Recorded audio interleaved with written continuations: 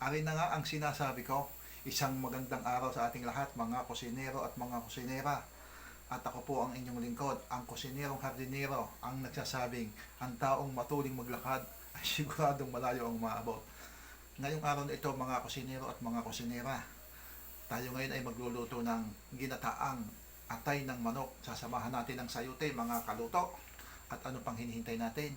Samahan niyo ako sa aking gagawing pagluluto nito. At sigurado magkakaroon kayo ng idea kung paano natin pasasarapin ang pagluluto ng atay ng manok.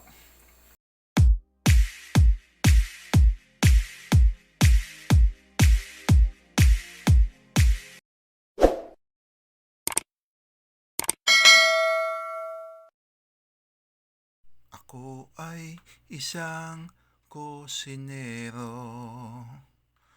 doon sa may binundo, at kay hirap ng aking opisyo, lalo na't isang kusinero. Araw, gabi ay trabaho, sa kusina ang destino. Sa umaga pagkagising, kusina agad ang tutunguhin.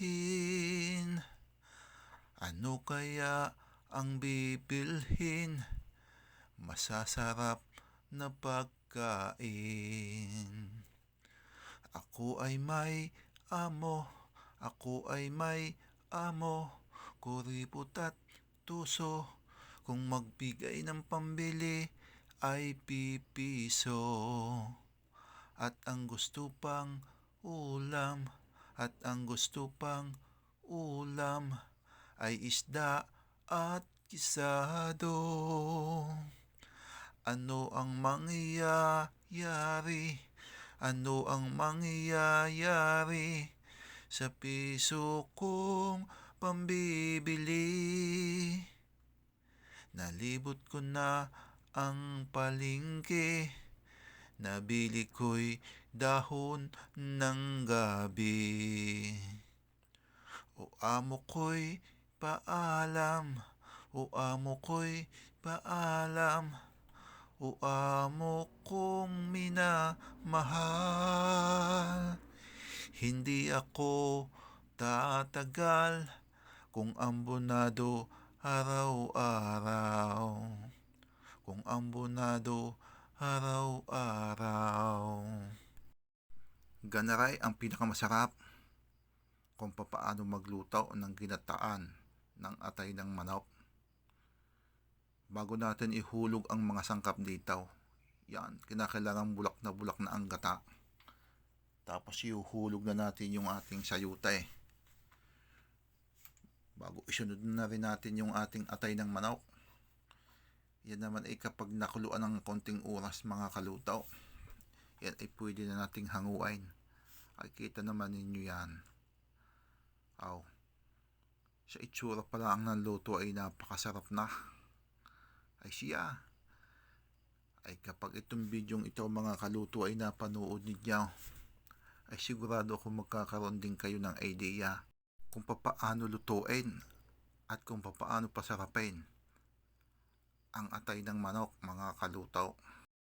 Alay ganaray mga kaluto, napakainam. Kapag napanood niyo aring bidyong aray, ay huwag niyong kakalimutang i-like at i-share at mag-comment na rin kayo para malaman natin kung saan baga nakaabot aring bidyong aray.